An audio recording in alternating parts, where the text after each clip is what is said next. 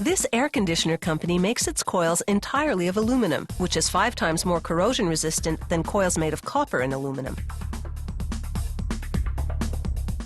To make the coil, workers position an aluminum tube, called the spine, in the middle of the special winding machine.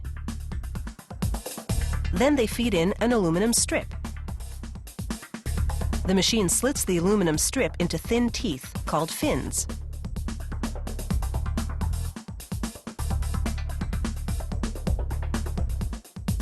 Then it folds and wraps thousands upon thousands of fins around the spine, making a material they call spine fin tubing. Each tiny fin is a heat transfer vehicle.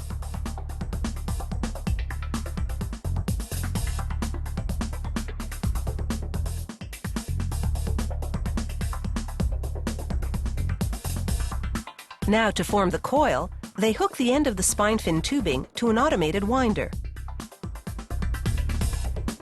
It spirals the spine fin tubing into a large cylindrical shape.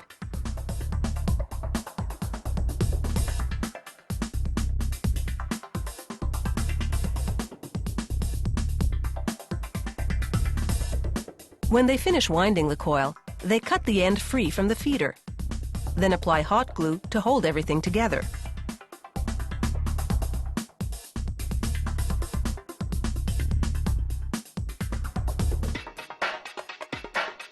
The next machine presses the coil on all sides to form it into the shape of the air conditioner.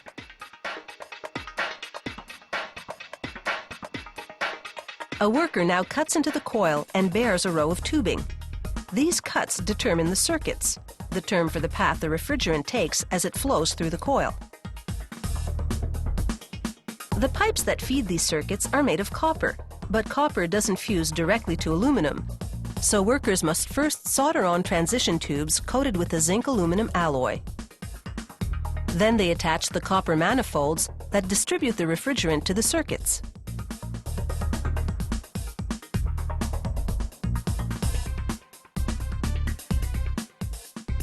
Once all the refrigeration components are in place, workers subject the coil unit to an underwater pressure test to make sure there are no leaks.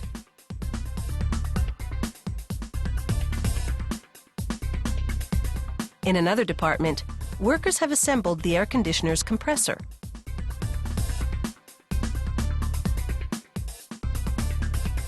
They mount the compressor to a weather-resistant plastic base, then cover it with a sound reducer, a vinyl jacket filled with fiberglass insulation. Now they add the coil. It sits between posts in the base. For an air conditioner to work well, it can't have air or moisture in its refrigeration system. So workers hook up the unit to automated machinery that completely evacuates the lines. Next, workers connect wiring and install corner supports, then begin assembling the unit's exterior housing. The top perimeter piece is shaped to direct the airflow out of the unit. A motorized fan pulls air into the unit. A plastic grill lets air exit and keeps debris from falling inside.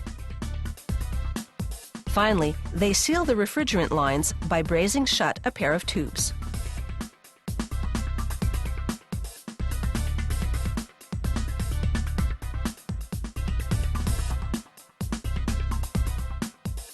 The housing parts are made of zinc-coated steel. The factory spray paints them, then bakes the paint for maximum durability. Air conditioners sit outdoors, so they have to withstand all kinds of weather. The factory sends sample units to a performance testing laboratory. It runs them in extreme heat, extreme cold, rain, and snow to see if, under such harsh conditions, they keep their cool.